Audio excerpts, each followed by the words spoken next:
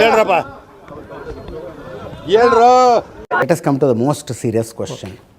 ಯಾಕೆ ಈ case acquit ಆಯಿತು? ಒಂದು ಕೇಸ್ ಸಕ್ಸಸ್ ಆಗಬೇಕಾದ್ರೆ ಅಕ್ವಿಟ್ ಆಯಿತು. ನಮ್ಮ ಜನಸಾಮಾನ್ಯರಿಗೆ ಸಂತೋಷ್ ರಾವ್ ನಿರಪರಾಧಿ ಅಂತ ಬಿಡುಗಡೆ ಆದ. ರುದ್ರಮುನಿ ಸರ್ ಇವತ್ತು ಹೇಳ್ತಾರೆ 100% ನಾನು ಹೇಳ್ತೀನಿ ಆತನೇ ಈ ಕೆಲಸ ಮಾಡಿದ್ದು ಅಂತ. 100% ನಾನು ಅದನ್ನು ಸ್ಪೆಸಿಫಿಕ್ಕಾಗಿ ಕೇಳಿದೆ, ನಿಮ್ಮ ಆತ್ಮಸಾಕ್ಷಿ ಒಪ್ಪುತ್ತಾ ಆತ ಅಪರಾಧಿ, ಆತ ರೇಪಿಸ್ಟ್ ಅನ್ನೋದನ್ನು ಅಂತ 100% ಅಂತಾರೆ ಅವರು. ಯಾಕೆ ಹಾಗಿದ್ರೆ ನಿರಪರಾಧಿ ಆಗಲಿಕ್ಕೆ ಕಾರಣ ಈ ನಮ್ಮ ಈ ವ್ಯವಸ್ಥೆಯಲ್ಲಿ ಏನಿದೆ ಅಂತ ಹೇಳಿದರೆ ಕಾರ್ಯಾಂಗ ನ್ಯಾಯಾಂಗ ಈ ಎರಡರಲ್ಲಿಯೂ ಭಾಗವಹಿಸ್ತಕ್ಕಂಥ ವ್ಯಕ್ತಿಗಳು ಯಾರು ಅಂದರೆ ಕೇಸ್ ರಿಜಿಸ್ಟ್ರೇಷನ್ಗೆ police, investigation authorities, may be ಯಾವ್ದಾರು ಆಗ್ಬೋದು, CBI ಆಗ್ಬೋದು, CID ಆಗ್ಬೋದು, ಲೋಕಲ್ ಪೊಲೀಸ್ ಆಗ್ಬೋದು. ಇನ್ವೆಸ್ಟಿಗೇಷನ್ ಅಥಾರಿಟೀಸ್ ಅಂದರೆ it includes all the three. ಅವರೆಲ್ಲರೂ ಮಾಡಿದಂಥ successful investigation presenting before the court through prosecution, through prosecutor ಅವ್ರ ಮುಖಾಂತರ ನಾವು ಪ್ರೆಸೆಂಟ್ ಮಾಡ್ತೇವೆ. ನಿಮ್ಮ ತಾಯಿಯವರು ನಿಮ್ಮ ಮನೆ ಒಳಗಡೆ ಒಳ್ಳೊಳ್ಳೆ ಅಡುಗೆ ಮಾಡಿರುತ್ತಾರೆ, ಅವನ್ನು ಬೀರಲ್ಲಿ ಇಟ್ಟು ಬೀಗ ಹಾಕಿರುತ್ತಾರೆ ಅಂದರೆ ನಿಮಗೆ ಅದರ ರುಚಿ ಗೊತ್ತಾಗುತ್ತಾ? ಖಂಡಿತ ಗೊತ್ತಾಗುತ್ತೆ. ಅದನ್ನು ತಟ್ಟೆಗೆ ಹಾಕಿ ಇಟ್ಟರೂ ಗೊತ್ತಾಗಲ್ಲ. ಬಾಯಲ್ಲಿ ಇಟ್ಟಾಗ ಸ್ವೀಟ್ ಯಾವುದು, ಖಾರ ಯಾವುದು, ಉಪ್ಪು ಯಾವುದು, ಹುಳಿ ಯಾವುದು, ಮತ್ತು ಕರ್ದಿದ್ದು ಯಾವುದು ಅಂತ ನಿಮಗೆ ಗೊತ್ತಾಗುತ್ತೆ ಅಲ್ವಾ? ಇದರಲ್ಲಿ ನ್ಯಾಯ ಯಾವುದು ಅಂತ ಗೊತ್ತಾಗಬೇಕಾದ್ರೆ ನ್ಯಾಯಾಂಗವನ್ನು ನಾವು ಕಲೆಕ್ಟ್ ಮಾಡಿರ್ತಕ್ಕಂಥ ಸಾಕ್ಷಿಗಳ ಆಧಾರದ ಮೇಲೆ ಒಪ್ಪಿಸಬೇಕು. ನ್ಯಾಯಕ್ಕೆ ಇರ್ತಕ್ಕಂಥ ಪರದೆಯನ್ನು ತೆರಿಬೇಕು. ಅರ್ಥ ಆಗಲಿ ಭಾರತದ ನ್ಯಾಯಾಂಗ ವ್ಯವಸ್ಥೆ ಹೇಗಿದೆ ಅಂದರೆ, ಒಬ್ಬ ಜಡ್ಜ್ ಅವರು ಮನುಷ್ಯನೇ ಅಲ್ವಾ? Any judge right from primary court to apex court ಏನಿದೆ, ಎಲ್ಲರೂ ಜಡ್ಜೇ, ಎಲ್ಲರೂ ಮನುಷ್ಯರೇ, ಎಲ್ಲರೂ ಉಸಿರಾಳ ಜೀವಿಗಳೇ. ಈಗ ಅವರು ವಾಕ್ ಹೋಗ್ತಾ ಇರ್ತಾರೆ ಅಂತ ಇಟ್ಕೊಳ್ಳಿ. ವಾಕ್ಗೆ ಹೋದಾಗ ಅಥವಾ ಲೀಸರ್ಲಿ ಅವರನ್ನು ಕಳೆದು ಹೋದಾಗ ಅವ್ರ ಎದುರಿಗೆ ಒಂದು ಅಫೆನ್ಸ್ ಆಗ್ತದೆ. ಈ ಕಿವಿಲಿ ಗುಗ್ಗೆ ಪಗ್ಗೆ ಇದ್ರೆ ನೀಟಾಗಿ ಕೇಳೋದೇ ಇಲ್ಲ. ಏನಂದೆ ಇನ್ನೊಂದ್ಸಲ ಎದುರಿಗೆ ಅದೇ ಅಫೆನ್ಸ್ ಅವ್ರ ಟೇಬಲಿಗೆ ಬರ್ತದೆ. Can you give a conviction? ನಾನು ಕಣ್ಣಾರೆ ನೋಡಿದ್ದೀನಿ ಅಂತ ಜಡ್ಜ್ ನಾನು ಶಿಕ್ಷೆ ಕೊಡ್ತೀನಿ ಅನ್ಬಹುದಾ? ಜಡ್ಜ್ ಐ ವಿಟ್ನೆಸ್ ಕೊಡ್ಬೋದಾ? ನಿಮಗೇನು ಅನಿಸುತ್ತೆ ವಕೀಲರೇ? ಹೇಳಿ. ಆಗಲ್ಲ. ಎಸ್ ಕೊಡ್ತಾರಾ? ಸಾಧ್ಯ ಇಲ್ಲ. You want evidence.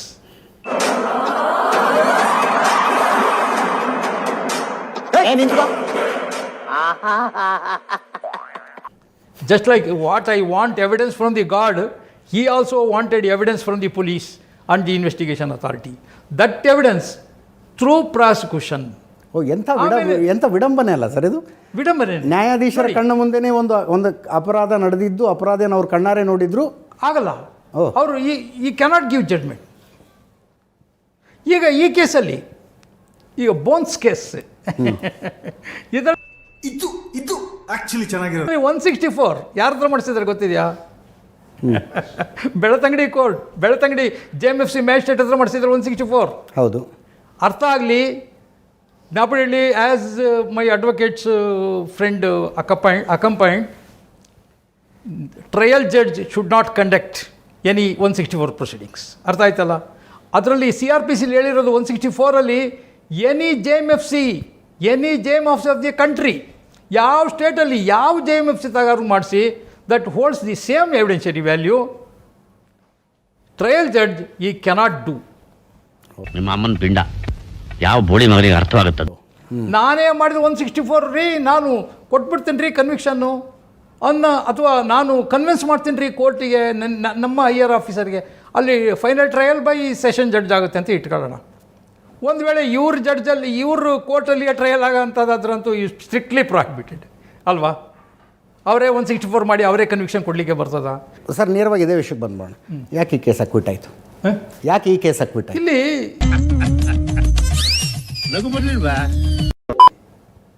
ಈ ಸರ್ಕಮ್ಸ್ಟೆನ್ಷಿಯಲ್ ಎವಿಡೆನ್ಸ್ ಮೇಲೆ ನಾವು ಕೋರ್ಟನ್ನು ನಂಬಿಸಬೇಕಾದಂತಹ ಅತ್ಯಂತ ಪ್ರಮೇಯ ಇತ್ತು. ಅದೇ ಎವಿಡೆನ್ಸ್ ಇದ್ದಿದ್ದು ನಮಗೆ ಯಾರು ನೋಡಿ ಇದರಲ್ಲಿ ಇನ್ವೆಸ್ಟಿಗೇಷನ್ನಲ್ಲಿ ಪ್ರಾಪರ್ ಎವಿಡೆನ್ಸಿಗೋಸ್ಕರ ನಾನು ಅಲಿಗೇಷನ್ ಮಾಡುವವ್ರ ಹತ್ರ ಎವಿಡೆನ್ಸ್ ಸಿಗುತ್ತಾ ಅಂತೇಳಿ ನಾನು I approached that Thimmarudi Mahesh Shetty ಅವರು ಅಲ್ಲಿಗೆ ತೋಟದ ಮನೆಗೆ ಹೋಗಿದ್ದೆ. It was so difficult to go. ನೀವು ಹೋದಾಗ ಹೇಗಿತ್ತು ಗೊತ್ತಿಲ್ಲ. ನಾನು ಇದು ಕೆಸರಿದೆ, ನಾಯಿಗಳು ಅವು ಇವು ಏನು ನಡ್ಕೊಂಡು ಹೋಗ್ಬೇಕು, ಒಂದು ಅರ್ಧ ಕಿಲೋಮೀಟ್ರ್ 1 ಕಿಲೋಮೀಟ್ರ್ ಅವ್ರ ಮನೆ ತಗ. ಅಲ್ಲಿಂದಲೇ ಬೊಗಳ್ತೇನೆ, ನಾಯಿ ಎಲ್ಲ ಒಂದು ಯಾವ ಸಾಕೊಂಬಿಟ್ಟಿದ್ದಾನೆ. ಆಮೇಲೆ ನಂತರ ತಿಮ್ಮರೊಡಿಯವರೇ, ತಾವು ಏನು ಅಲಿಗೇಷನ್ ಮಾಡ್ತಾ ಇದ್ದೀರಿ ಅದಕ್ಕೆ ಬೇಕಾದಂತಹ ಸಾಕ್ಷ್ಯಗಳನ್ನು ನೀವು ನನಗೆ ಕೊಡಲಿಕ್ಕೆ ಅಭ್ಯಂತರ ಏನಾದ್ರು ಇದೆಯೇ ಅಂತ ಬಾಯಲ್ಲಿ ಕೇಳಿದೆ. ಬಂದಂಗ ಆಗ್ತಾ ಇದೆ, ಬಿಟ್ಬಿಡ್ರಪ್ಪ ನಮ್ಮನ್ನ. ಅಯ್ಯೋ, ನಿನಗಾವಾದ್ರೂ ಕಚ್ಚಬಾರ್ದ, ಹೇಳಾದ್ರೂ ಕೊಟ್ಕಬಾರ್ದ. ಅಪ್ಪ ಬಿಟ್ಬಿಡ್ರ ನಿಮ್ಮನೆ. ಅದಕ್ಕೆ ಅವ್ರು ಹೇಳಿದರು, ನಮ್ಮ ಸಾಕ್ಷಿ ಅಭ್ಯಂತರ ಏನಿಲ್ಲ, ನಾನು ಯಾರಿಗೆ ಬೇಕಾದರೂ ಸಾಕ್ಷ್ಯ ಕೊಡ್ತೇನೆ ಅಂದರು. ಒಂದು ಕೆಲಸ ಮಾಡಿ, ಈಗ ನಮ್ಮ ಮೇಲೆ ಅನುಮಾನ ಬರಬಹುದೇನೋ, ನಾವು ಸಾಕಷ್ಟು ಎಕ್ಸಿಕ್ಯೂಟಿವ್ನಲ್ಲಿ ಅನುಭವಿಸ್ಬಿಟ್ಟಿದ್ದೇವೆ, ನಾವು ಆ ಥರ ಹೇಳಿಕೆನೇ ಕೊಟ್ಟಿಲ್ಲ, ಪೊಲೀಸರು ಬರ್ಕೊಂಬಿಟ್ಟಿದ್ದಾರೆ, ತಿರುಚಿಬಿಟ್ಟಿದ್ದಾರೆ, ಎದುರಿಸ್ಬಿಟ್ಟಿದ್ದಾರೆ. ಇವು ಕಾಮನ್. ಇದು ಪೊಲೀಸಿಗೆ ಕೊಟ್ಟ ಎನಾರ್ಮಸ್ ಪವರ್ ಕಾನ್ಸ್ಟಿಟ್ಯೂಷನಲ್ಲಿ ಏನಾಗಿದೆ ಅಂದರೆ that makes the people disbelief, ಗೊತ್ತಾಯ್ತಲ್ಲ. ಹೀಗಾಗಿ ನಾವೇನು ಅವ್ರಿಗೆ ಹೇಳಿದ್ವಿ, ನೀವೊಂದು ಕೆಲಸ ಮಾಡಿ, ನೀವು ಯಾವ ನ್ಯಾಯಾಲಯದಲ್ಲಿ ಸಾಕ್ಷಿಯನ್ನು ಕೊಡ್ತೀನಿ ಅಂತ JMFCಲಿ ನಿಮ್ಮ ಯಾವುದಾದ್ರು ಎನಿ ನ್ಯಾಯಾಲಯ ಎಲ್ಲಿ ಕೊಡ್ತೀನಿ ಅಂತ ಹೇಳಿ, ನಾನು ಅಲ್ಲಿ ಬಂದು ಒಂದು ಅಪ್ಲಿಕೇಶನ್ ಹಾಕ್ತಾನೆ. ಇವರ ಇನ್ವೆಸ್ಟಿಗೇಷನ್ಗೆ ಇವ್ರದ್ದು ಬೇಕಾಗಿದೆ 164 ಇದು ಹೇಳಿಕೆ, ದಯಮಾಡಿ ದಾಖಲೆ ಮಾಡಿಕೊಂಡು ನನಗೆ ಕಳಿಸಿ ಅಂತ ಅವ್ರಿಗೊಂದು ಅಪ್ಲಿಕೇಶನ್ ಹಾಕ್ತೀನಿ. ಅವರು ಡೇಟ್ ಫಿಕ್ಸ್ ಮಾಡ್ತಾರೆ, ನೀವೇ ಹೋಗಿ ಅಲ್ಲಿ ಎವಿಡೆನ್ಸ್ ಕೊಡಿ, ಇದು ಕೊಡಿ, ಸ್ಟೇಟ್ಮೆಂಟ್ ಕೊಡಿ. ಅವರು ಸೀಲ್ಡ್ ಕವರಲ್ಲಿ ಒರಿಜಿನಲ್ ಇಟ್ಕೊಂಡ್ಬಿಟ್ಟು ಜೆರಾಕ್ಸ್ ಕಾಪಿ ಅಥವಾ ಕಾರ್ಬನ್ ಕಾಪಿಯನ್ನು ನನಗೆ ಇನ್ವೆಸ್ಟಿಗೇಷನ್ಗೆ ಕಳಿಸ್ಕೊಡ್ತಾರೆ. ಆಮೇಲೆ ನಾನು I will conduct the investigation. Judge ಹತ್ರ ಕೊಟ್ಟಂತಹ ಒರಿಜಿನಲ್ ಹೇಳಿಕೆ ಏನಿದೆ ಅದನ್ನು as it is I will adopt the investigation. Remember 164ರಲ್ಲಿ ಕೊಟ್ಟ ಹೇಳಿಕೆ ಎಲ್ಲವೂ evidentiary value, conclusive evidentiary value ಅಲ್ಲ. ಯಾಕೆ ಕೊಡ್ತಾರೆ ಅಂದರೆ, during the course of trial ನಾನು ಹೇಳೇ ಇಲ್ಲ ಅಂದರೆ ಇದು ಜಡ್ಜನ್ನು ಕರೆಸ್ತಾರೆ, ಮತ್ತು ಆ judge will become the witness. ಆಗ ಹೇಳ್ತಾರೆ ನನ್ನಿದಿಗೆ ಕೊಟ್ಟ ಹೇಳಿಕೆ ಅಂತ. Court will immediately believe the evidence of subordinate judge. ನಾನು ಇದೇ ಕಣ್ಣಾಗ ನೋಡೇ ಬಿಡ್ತೀನಿ. ಲಗಾಸು ಆಯ್ತು, ನೀವು ಹೇಳಿದ್ರಿ ಯಾವುದಾದ್ರೂ JMFC ನ್ಯಾಯಾಧೀಶರು ನೀವು ಆಯ್ಕೆ ಮಾಡ್ಕೊಳ್ಳಿ, ಅವ್ರ ಎದುರು ಕೊಡಿ ಅಂತ ನೀವು ಮಹೇಶ್ ಶೆಟ್ಟಿ ತಿಮ್ಮರೋಡಿಗೆ ಕೊಟ್ಟೆ. ಆಯಿತು ಅಂದರು ಅಷ್ಟೇ. ಅವ್ರಿಗೆ ಅದ್ರ ಬಗ್ಗೆ 10 days ಟೈಮ್ ಕೊಟ್ಟೆ, ನನ್ನ ಫೋನ್ ನಂಬರ್ ಕೊಟ್ಟೆ. ನೀವು ಕೊಡಲಿಕ್ಕೆ ನಾನು ತಯಾರಿದ್ದೇನೆ ಅಂತ ಹೇಳಿ, ನೀವು ಏನು ಹೇಳಬೇಡಿ, ಕೊಡಲಿಕ್ಕೆ ನಾನು ತಯಾರಿದ್ದೇನೆ, ಸಾಕ್ಷ್ಯಾಧಾರಗಳು ಮತ್ತು ನನಗೆ ತಿಳಿದಿದ್ದನ್ನು ಹೇಳಲಿಕ್ಕೆ ತಯಾರಿದ್ದೇನೆ ಅಂತ ಹೇಳಿ, ನಾನು ಆ ಜಡ್ಜ್ ಹತ್ರ ನಾನು ಇದು ಕಮ್ಯುನಿಕೇಟ್ ಮಾಡ್ತೇನೆ, ಕ್ರೈಮ್ ನಂಬರ್ ಅದೆಲ್ಲ ಕೊಟ್ಬಿಟ್ಟು ಮಾಡ್ತೇನೆ. ಒಂದು ಮಾಡಲಿಲ್ಲ. 10 days ಒಳಗಡೆ ನೀವು ಇದಕ್ಕೆ ನನಗೆ ಪಾಸಿಟಿವ್ ಆಗಿ ಆನ್ಸರ್ ಕೊಡಿ, ಹೌದು ಅನ್ನಿ, ಇಲ್ಲ ಅನ್ನಿ, ಅಷ್ಟೇ ಅಂತ. ಇಲ್ಲ, ಮಾಡಲಿಲ್ಲ. 10 days, 20 days, 30 days, no reply. ಏನು ಮಾಡಲಿ? ನಾನು ಅನ್ಕೋಬೇಕು ಅವ್ರ ಹತ್ರ ಎವಿಡೆನ್ಸ್ ಇಲ್ಲ ಅಂತ. ಇಷ್ಟ ಇದ್ದಿದ್ರೆ ಕೊಡ್ಬೋದಾಗಿತ್ತಲ್ಲ, ನ್ಯಾಯಾಲಯಕ್ಕೆ ಕೊಡಲಿಕ್ಕೆ ಕಷ್ಟ ಇರಲಿಲ್ಲ, ತನಿಖಾಧಿಕಾರಿಗೆ ಕೊಡೋದು ಬೇಡ, ನ್ಯಾಯಾಲಯಕ್ಕೆ ಕೊಡಲಿಕ್ಕೆ ಇಷ್ಟ ಇರಲಿಲ್ಲ. ಯಾವ ನ್ಯಾಯಾಲಯಕ್ಕೆ ನಾವು ಪವರ್ಸ್ ಕೊಟ್ಟಿದ್ದೇವೆ ಅಪರಾಧಿ ನಿರಪರಾಧಿ ಅಂತ ವಿಂಗಡಿಸಲಿಕ್ಕೆ, ಯಾವ ನ್ಯಾಯಾಲಯಕ್ಕೆ ಕಾನೂನು ಅವಕಾಶ ಕೊಟ್ಟಿದೆ ಆ ನ್ಯಾಯಾಲಯಕ್ಕೇ ಇವರು ಸಾಕ್ಷಿ ಕೊಡಲಿದ್ರೆ, ನಾನು ನ್ಯಾಯಾಲಯಕ್ಕೆ ಸಂಬಂಧ ಇಲ್ಲದ ವ್ಯಕ್ತಿ, ಓನ್ಲಿ ತನಿಖಾ ಏಜೆನ್ಸಿ ಆದ ನಾನು ಹೇಗೆ ಅವ್ರ ಪಬ್ಲಿಕ್ ಇದಿದೆಯಲ್ಲ, ಹೆಲ್ಪ್ ಇದೆಯಲ್ಲ ತನಿಖೆಗೆ ಬೇಕೇ ಬೇಕು. ನಾವು we cannot do with our own hand. ನಾವು we are depending upon the society for collection of evidences, cooperation from the public. That is a civilian character. ಈ ದೇಶದಲ್ಲಿ ನಾಗರಿಕ ಅನ್ನುವುದು ಯಾವಾಗ ಅಂದರೆ ಕಾನೂನುಬದ್ಧವಾದ ಏಜೆನ್ಸಿಗೆ ಕಾನೂನುಬದ್ಧವಾಗಿ ಸಹಾಯ ಮಾಡುವುದರಿಂದ ಅಂತ. ನನಗಂತೂ ಈ ಜೀವನವೇ ಬೇಸರವಾಗಿ ಹೋಗ್ಬಿಟ್ಟಿದೆ.